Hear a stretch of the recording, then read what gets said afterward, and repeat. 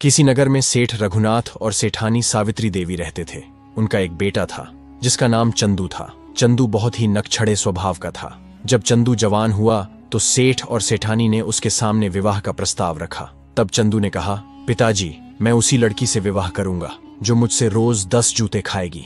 मेरी यही इच्छा है कि मेरी जो भी पत्नी बने मैं उसे रोज 10 जूते मारूं। सेठ रघुनाथ और सावित्री देवी अपने बेटे की इस अजीब सी शर्त को सुनकर हैरान रह गए और सोचने लगे कि अब इसका विवाह कैसे होगा और कौन अपनी बेटी इसे देगा रोज 10 जूते खाने के लिए। एक दिन उसी नगर में एक सेठ आया जिसका नाम हरिशंकर लाल था, जो अपनी बेटी के लिए रिश्ता ढूंढ रहा था। किसी ने उन्हें चंदू के बारे में बता दिया कि सेठ रघुनाथ के यहाँ भी एक जवान लड़का है और वह भी अपने बेटे के लिए रिश्ता ढूंढ रहा है। तब सेठ हरिशंकर लाल सेठ रघुनाथ और सावित्री देवी से मिलने उनके घर आया और अपनी बेटी के विवाह का प्रस्ताव रखा। चंदू भी वहीं मौजूद था।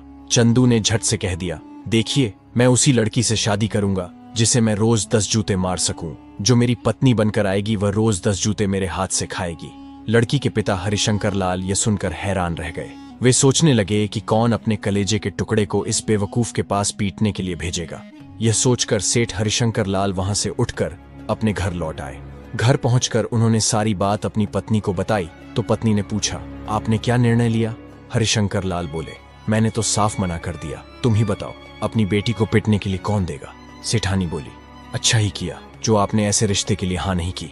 पास ही उनकी बेटी तारा खड़ी सब सुन रही थी।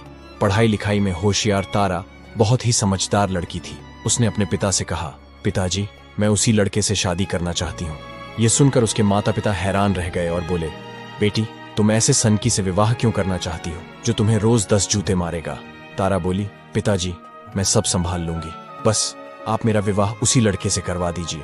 हरिशंकर लाल को बिल्कुल यकीन नहीं हुआ कि उनकी बेटी अपनी मर्जी से उस सनकी से विवाह करना चाहती है। उन्होंने फिर समझा